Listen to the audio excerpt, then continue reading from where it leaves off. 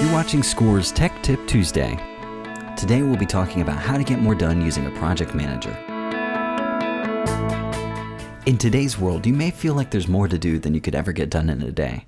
And one thing that can help with that is a project manager. The good news is there's a lot of them out there, and even some of them are available for free.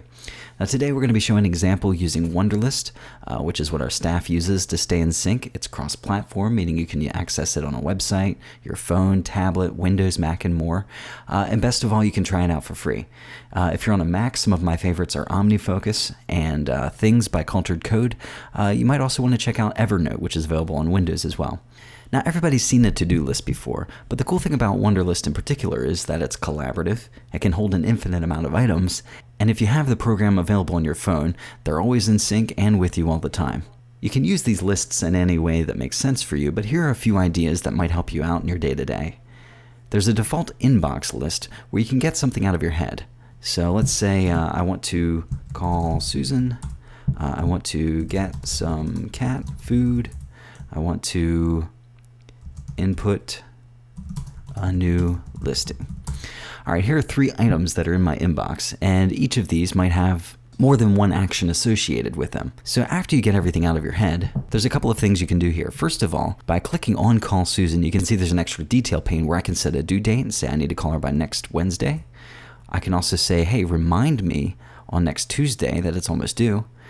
You can add subtasks or notes, and even comments if you're collaborating with somebody. But let's take this a step further. Let's say that you're collaborating with somebody and you'd like to keep in sync with them on who did what. If you add the plus sign down here, it'll create a brand new list. And instead of just call Susan, I'll have calls to make. And I'm going to add Ben in on this list and create list. Now you can see there's a new calls to make list here.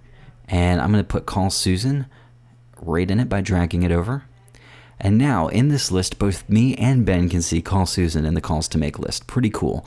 And when we're done, we can just check it off. Now, to undo that, you can always click on one completed to-do and uncheck it.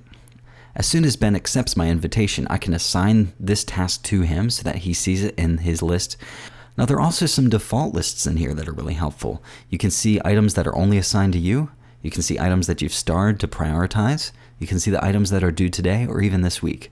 So if I say call Susan, once Ben accepts my invitation to collaborate on this list, I can assign this item to him, and if he clicks on the assign to me, he can see everything that has to do with him, including call Susan, show up on that list.